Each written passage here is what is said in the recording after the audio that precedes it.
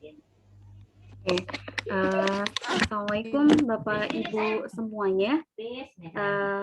Kita kembali lagi ya di dalam pelatihan sekolah penggerak. Nah, gimana nih kabarnya Bapak Ibu semua, masih tetap semangat ya? Walaupun semangat. Alhamdulillah semangat. Di tengah-tengah pelatihan.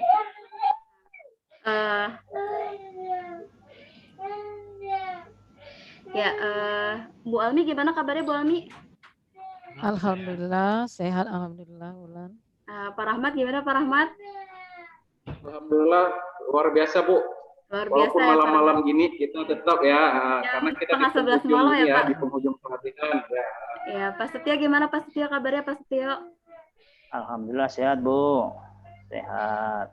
Ya, mudah-mudahan pelatihan ini membawa keberkahan buat kita semua ya Bapak Ibu ya, dan supaya bisa mencetak benar-benar merdeka belajar dan membentuk profil pelajar Pancasila di murid-murid kita. Ini untuk memulai sesi kita kemarin kan Bapak Ibu sudah menonton tentang pendidikan zaman kolonial ya.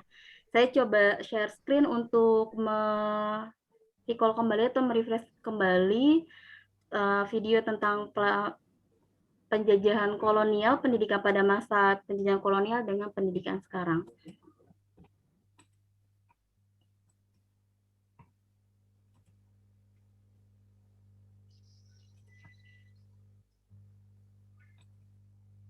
Sudah keluar Bapak Ibu? Sudah. Kita tonton bersama-sama ya.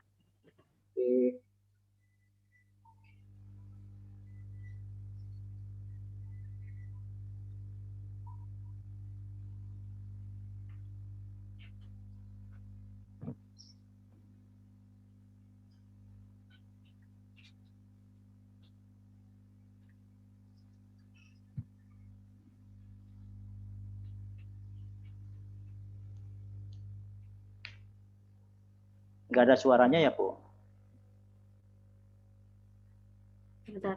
Yang lainnya ada suaranya nggak, Bapak Ibu? Tidak, saya nggak dengar juga, Bu. Gambarnya jelas. Gambarnya jelas. Terus. Kalau di saya sih ini apa keras, Bapak Ibu?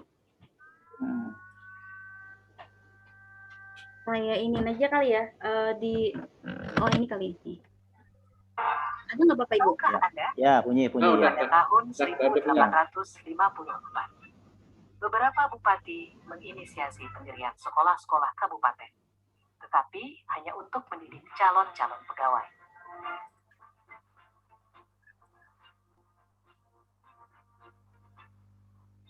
Kemudian tahun yang sama, lahirlah sekolah-sekolah Bumi Putra yang hanya mempunyai 3 kelas. Rakyat hanya diberikan pengajaran membaca, menulis, dan berhitung seperlunya, dan hanya mendidik orang-orang pembantu dalam mendukung usaha dagang mereka.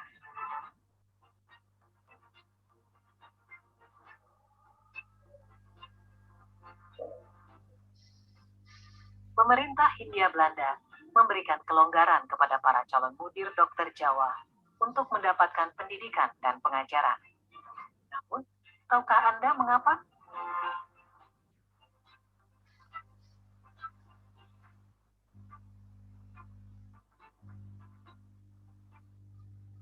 Pada tahun 1910, lahirlah cita-cita yang mengimpikan perubahan radikal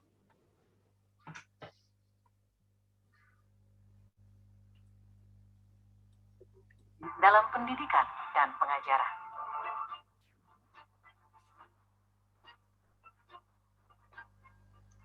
Pada tahun 1922, lahirlah Taman Siswa Yogyakarta sebagai sebuah gerbang emas kemerdekaan dan kebebasan kebudayaan bangsa. Taman Siswa ada sebagai jiwa rakyat untuk merdeka dan bebas.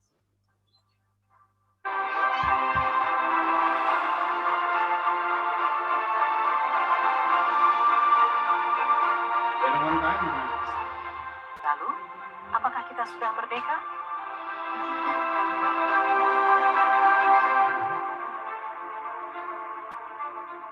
Video ini adalah pengantar menuju video kedua, Filosofi Pendidikan Ki Hajar Dewantara. Salam dan bahagia.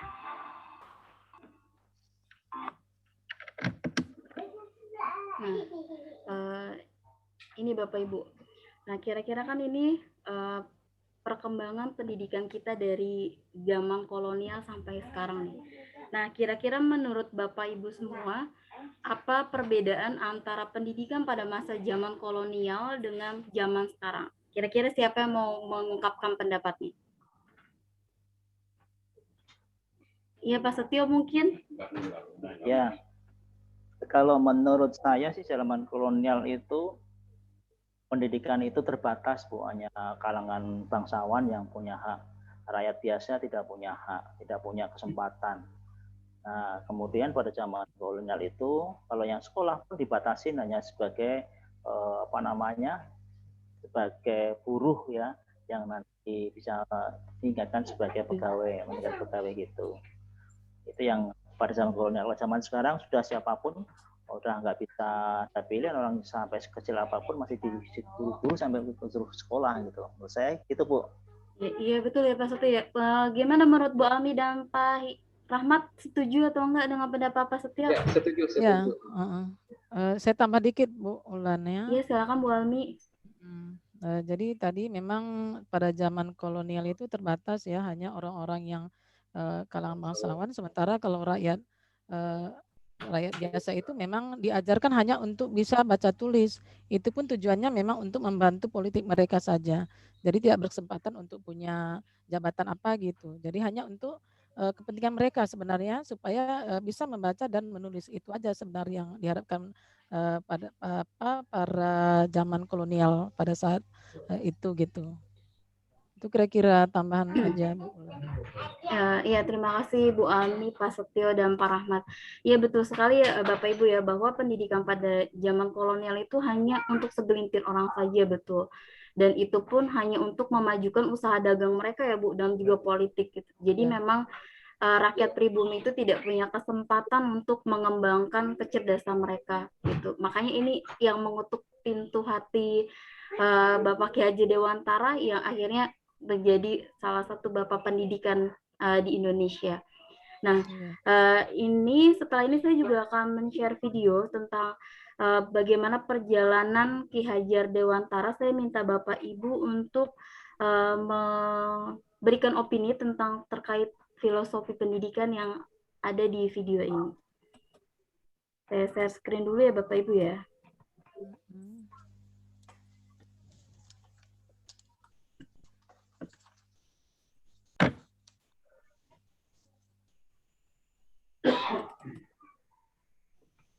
Mana filosofi pendidikan? Sudah tampil suara dan videonya Bapak Ibu? Iya, sudah terdengar? Videonya sudah.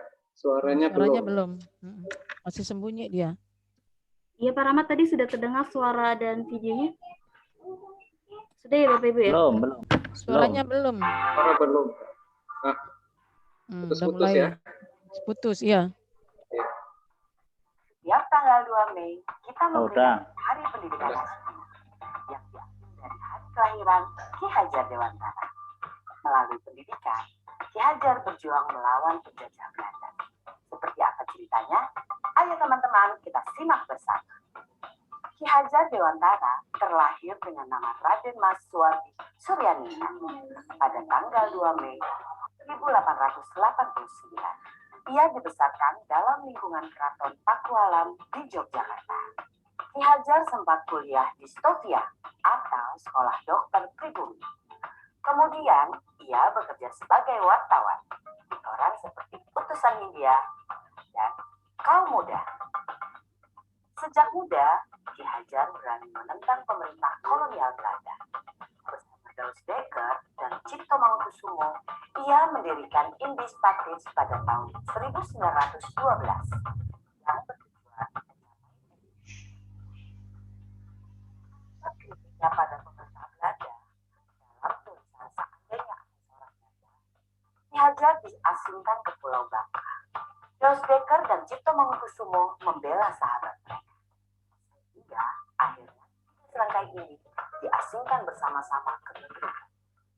Masa pengasingan di Belanda dimanfaatkan untuk mendalami dunia pendidikan dan pengajaran. Pada tahun 1919, Ki Hajar kembali ke tanah dan terus mengkritik kolonial lewat tulisan-tulisan. Ia pun sering keluar masuk penjara. 3 Juli 1922, Ki Hajar mendirikan lembaga pendidikan taman siswa.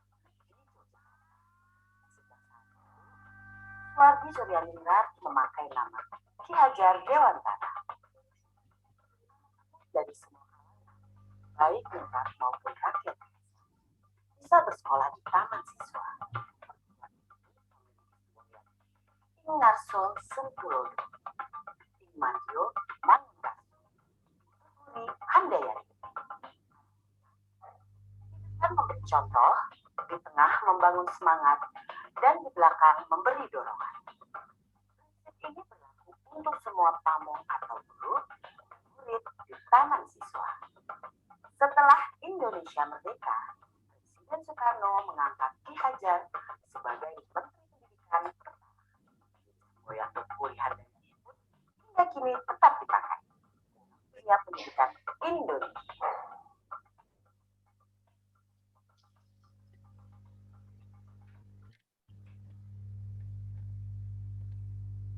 Nah, Bapak Ibu, kira-kira apa yang bisa diambil dari video yang saya tampilkan barusan?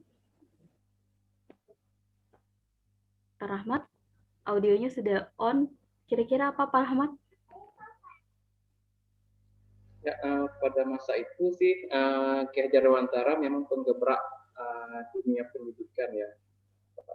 Awalnya beliau bersama 2 kawannya lagi, Jos Baker dan satu lagi saya lupa, mendirikan organisasi Industri Partnership Party ya. Nah kemudian mereka ketahuan sama orang Belanda dan mereka diasingkan.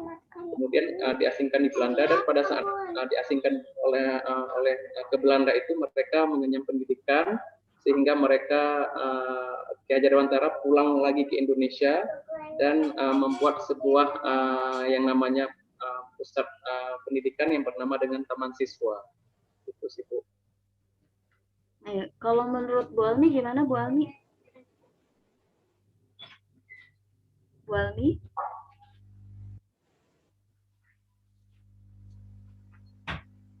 Atau Pak Setio? Mikrofonnya dimatikan. Iya, Bu Almi ya, mikrofonnya. Kalau saya mungkin,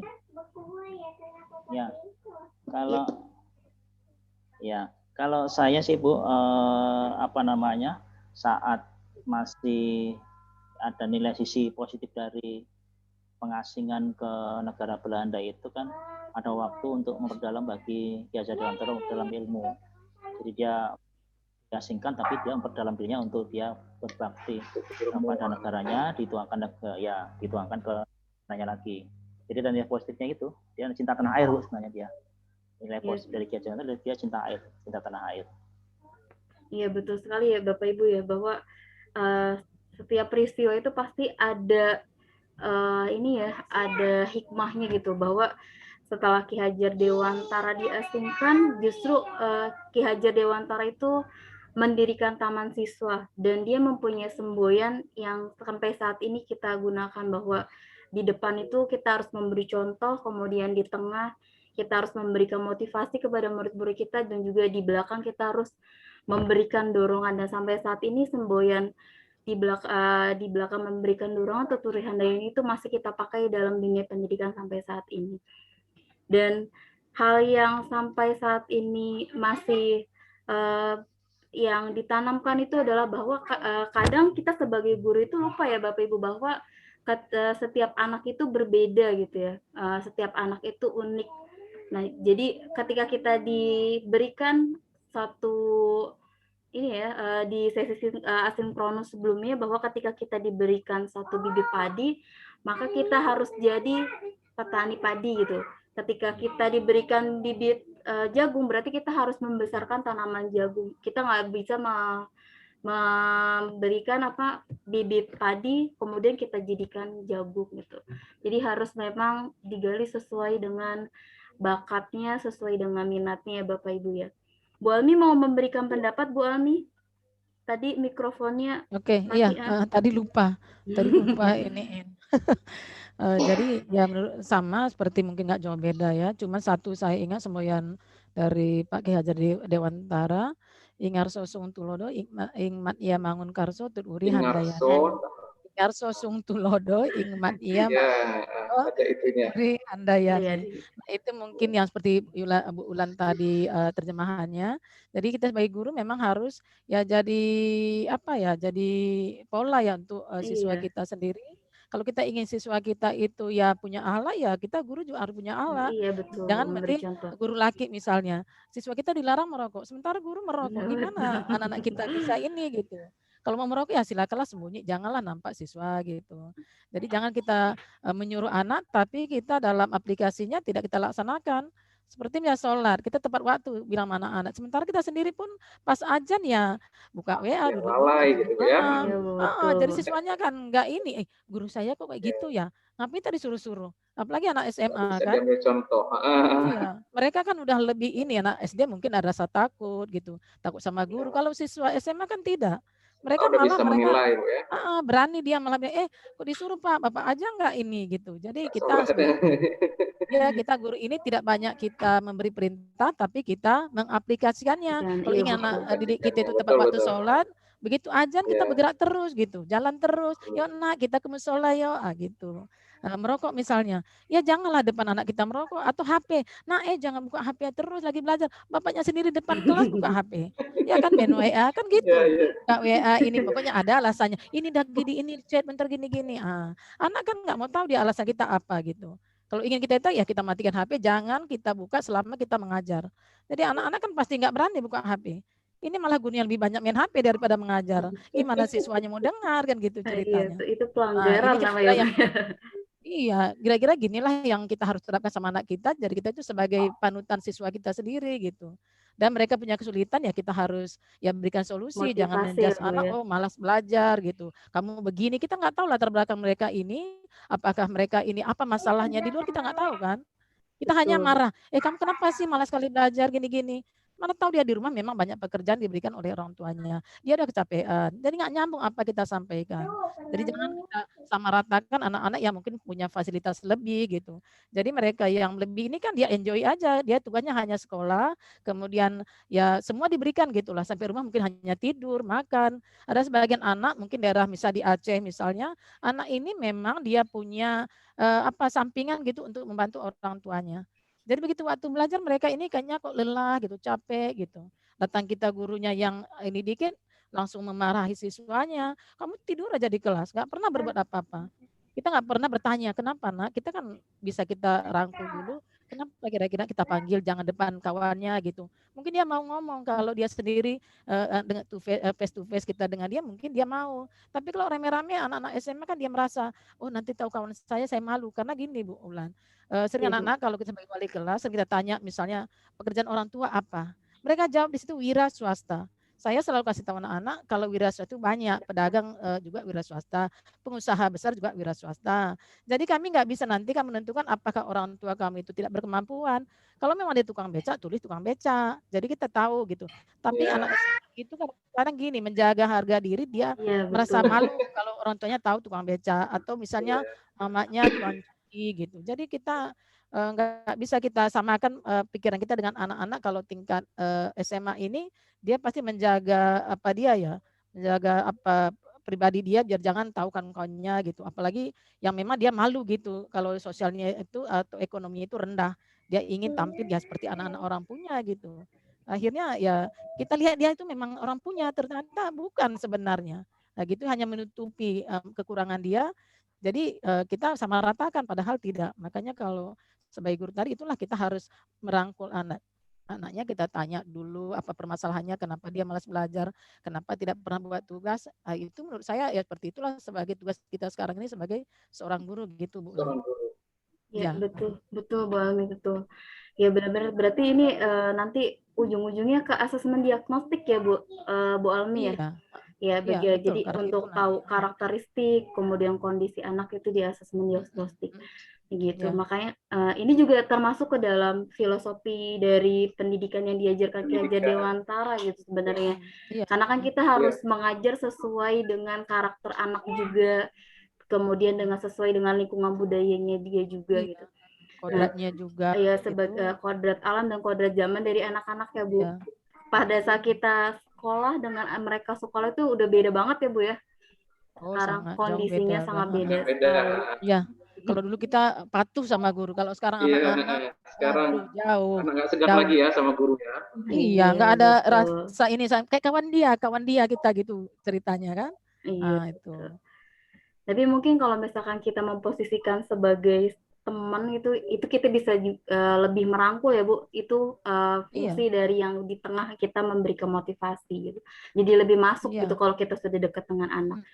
Nah, iya, karena anak sekarang kan gini Bu Ulan, kalau dulu kita waktu zaman kita, kalau zaman Ibu lihat mungkin Ulan beda, zaman saya dengan Pak Setio kali yang sama. Kalau guru itu betul-betul memang paling kita segani gitu. Kalau berpapasan rasanya kalau bisa malah berpapasan. Kalau ada jalan belok kita belok gitu. Bukan kita saking hormatnya. Saking hormat, saking segannya. Iya, kita mau gitu. Jangan ketemu gitu. Bukan nggak hormat, saking segan gitu. Anak sekarang Ulan, kalau kita nggak masuk di kelas dia, jalan berpapasan itu dia kayak senggol jalan gitu aja anak sekarang. Kalau dulu kan enggak, kita pasti nah sekarang nggak semua seperti itu. Ada juga yang masih ada, yang mau dia salaman gitu ada. Nah, tapi kalau lihat sekarang kondisi secara umum, anak-anak sekarang akhlaknya itu memang jauh sekali. Nah, itu bagi sekarang ini yang harus kita perbaiki kan, terutama kan akhlaknya sebenarnya yang kita perbaiki. Itu. Iya. Kalau berakhlak berarti dia beriman seharusnya Bu, itu dari profil pelajar Pancasila yang pertama ya. Jadi masuk profil nanti masuk materi profil Pancasila mulai sebenarnya dari filosofi Ki Hajar Dewantara itu bisa ditarik kesimpulan dari handout yang akan saya share screen ya Bapak Ibu ya. Kita bisa sama-sama pelajari. Ini handout terakhir yang akan saya tampilkan.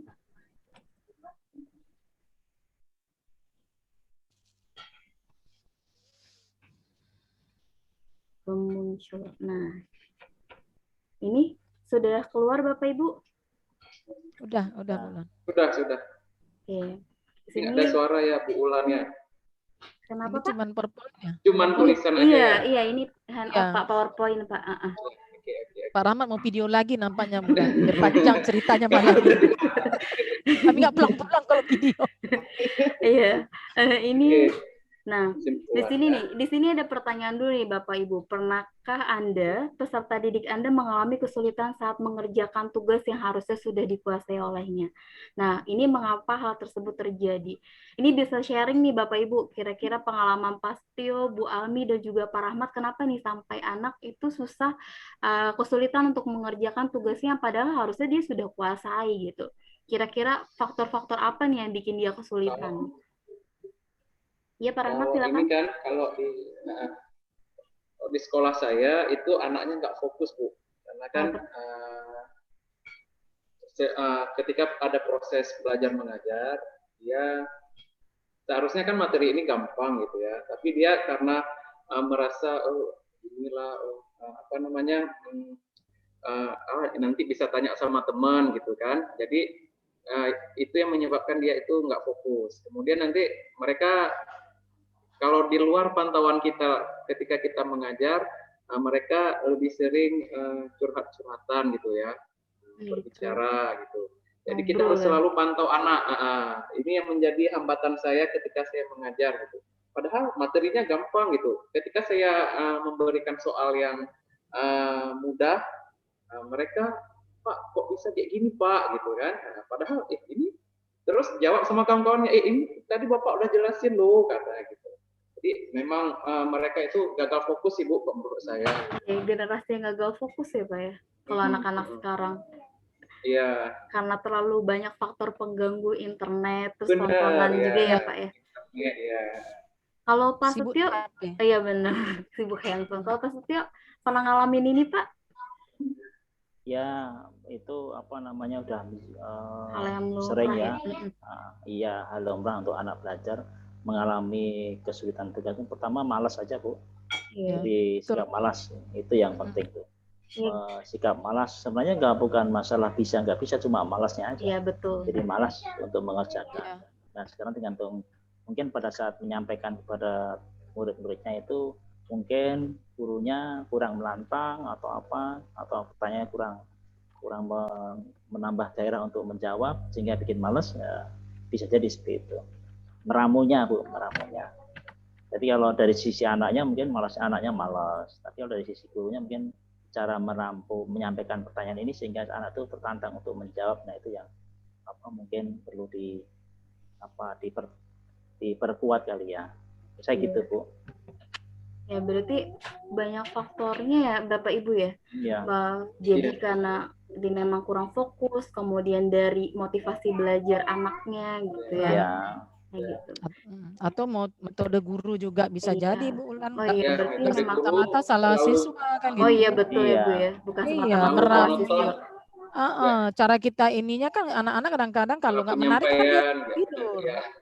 Kalau kira-kira menarik dia, oh ini apa ya, oh gitu. Nah, jadi kita jangan salahkan juga siswa terus, mana tahu kita koreksi diri juga kan. Betul. Berarti harus dievaluasi ya Bapak Ibu ya. Ya saya lanjut di slide selanjutnya ya Bapak Ibu ya. Oke. Ini tadi yang sudah dijawab bahwa banyak sebenarnya faktor-faktor yang menyebabkan anak itu tidak bisa atau belum mampu sesuai dengan capaian belajarnya, tapi padahal seharusnya dia sudah tuntas gitu ya. Ini tadi seperti faktor-faktor yang sudah disebutkan oleh Bapak Ibu. Nah di sini di sini ada kata-kata teaching the right level. Nah menurut Bapak Ibu teaching the right level itu apa ya?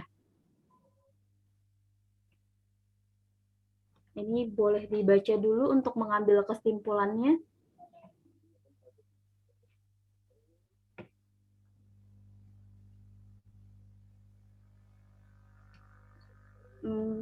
Siapa yang mau berpendapat? Bu Almi kali Bu. Bu Almi mau berpendapat teaching the right level itu maksudnya seperti apa di sini? Sepertinya belum nyambung kayaknya. karena bacanya dadakan karena kemarin nggak baca juga ini. Oh gitu. Ya jadi sebenarnya ini teaching the right level itu keimplementasi dari Ki Hajar Dewantara Bu, filosofi Ki Hajar Dewantara gitu. Ada yang mau itu sudah saya berikan clue-nya. Ada yang mau ngasih pendapat? Pak Rahmat, Pak Setio? Belum? Ya, jadi kalau misalkan teaching the right level itu maksudnya anak itu diajarkan sesuai dengan yang pertama kemampuannya, kemudian kalau dia sesuai dengan karakteristiknya, dengan background-nya, jadi dia bisa lebih siap dan bisa lebih menerima apa yang diajarkan oleh guru. Jadi kalau misalkan teaching the right level, semua pembelajaran itu berpusat pada muridnya, bukan lagi berpusat pada gurunya. Itu adalah salah satu bentuk implementasi dari filosofi pendidikan dari Ki Hajar Dewantara. Nah, bagaimana caranya kita sebagai guru itu bisa menggunakan teaching the right level? Nah, ini di sini saya cepatkan saja ya Bapak Ibu ya. Iya, boleh. Ya, nih. Jadi kalau misalnya kita mau teaching the right level, berarti kita harus tadi ya melakukan asesmen dulu. Iya, betul sekali Bu Almi, asesmen diagnostik. Jadi kita tahu karakteristik, kebutuhan, dan fase perkembangan di peserta didik kita. Kemudian selanjutnya apa Bu Almi? Di sini ada perencanaan. Tahap perencanaan. Kenapa perencanaan kedua Bu Almi? Karena sebelum kita melaksanakan itu kita berencana dulu. Kalau kita nanti nggak tahu apa yang kita lakukan kan? Iya. Setelah itu tahap pembelajarannya. Nanti ketercapaian anaknya bisa dilihat dari asesmen formatif dan asesmen sumatif. Nah, gitu. Kira-kira ada yang mau ditanyakan lagi Bapak Ibu? Sebelum kita closing, mungkin pertanyaan terakhir refleksi dari saya. menurut Bapak Ibu semua, apakah pendidikan di Indonesia kita yang sekarang itu merupakan pendidikan yang sudah merdeka, seperti yang sekarang sedang digaungkan oleh sekolah penggerak? Mungkin singkat aja dari Bapak Ibu sebelum kita akhiri sesi ini. Kan sebenarnya filosofi dari Ki Hajar Dewantara itu mengajarkan kita untuk pendidikan yang merdeka yang berpusat pada anak, kemudian sesuai dengan fase perkembangan anak. Ya, Bu Almi, silahkan. Ya.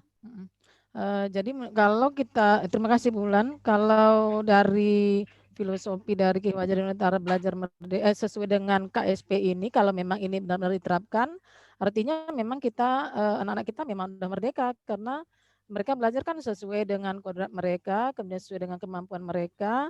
Nah, itu mungkin salah satu, jadi kita nanti berpusat pada anak, jadi tidak hanya pada guru lagi, jadi mereka bisa berkreasi sendiri sesuai dengan kemampuan mereka. Misalnya anaknya mungkin mampunya dengan visual, ya gurunya harus siap gitu. Kalau mungkin dengan audio, gurunya juga harus siapkan gitu.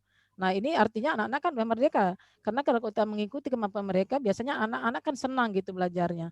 Ini anak seperti dibilang tadi, kita jangan mengajari ikan untuk manjat pohon. Iya, Tidak akan pernah terjadi gitu. Burung diajarkan untuk berenang, tidak mungkin terjadi gitu. Jadi kita memang harus memahami karakter anak seperti itu, dan kemudian ditambahkan kalau memang siswanya 20 seperti Bu Epi yang pernah juga sampaikan, kayaknya ya mungkin bisa kita handle. Tapi kalau jumlah siswa seperti sekarang ini ya kita pesimis juga ya. Agak susah ya Bu ya. Gitu, Kerja berat saya banget kira-kira ya, Bu. begitu, kira-kira. Iya berat sekali, bukan berat lagi, berat sekali. Berat sekali ya, Bu. Ya. Iya, Pak Setio dan Pak Rahmat. Handle ya, Bu ya. Setuju sepakat dengan Bu Almi? Kalau saya sih belum merdeka ya, Bu. Belum merdeka ya, Pak. Merdeka, Pak ya. Karena itu ya, Pak. Sebagian. Dikejar-kejar kurikulum terus ya, Pak, tagihan-tagihan. Iya. Gurunya nggak merdeka, Pak. Gurunya belum merdeka. Gurunya enggak, siswanya kayaknya dimerdekakan, gurunya enggak. Siswanya pun juga belum merdeka. Belum sanggup kayaknya. Harus semuanya bisa ya, Pak ya. Iya, belum berproses bisa Pak, berproses. Harus saya pertanyaannya, apakah sudah merdeka? Belum, Bu. Belum ya, belum. Sepakat berarti belum merdeka. Oke, mungkin untuk sesi ini cukup sekian ya Bapak Ibu. Terima kasih atas pembelajaran hari ini. Kesimpulannya bahwa pendidikan kita ternyata belum merdeka. Makanya kenapa kita melakukan program sekolah penggerak itu untuk memerdekakan belajar anak-anak dan anak-anak bisa bereksplorasi sesuai dengan minat bakatnya. Ya, terima kasih Bapak Ibu. Saya ucapkan wassalamualaikum warahmatullahi wabarakatuh. Waalaikumsalam warahmatullahi wabarakatuh.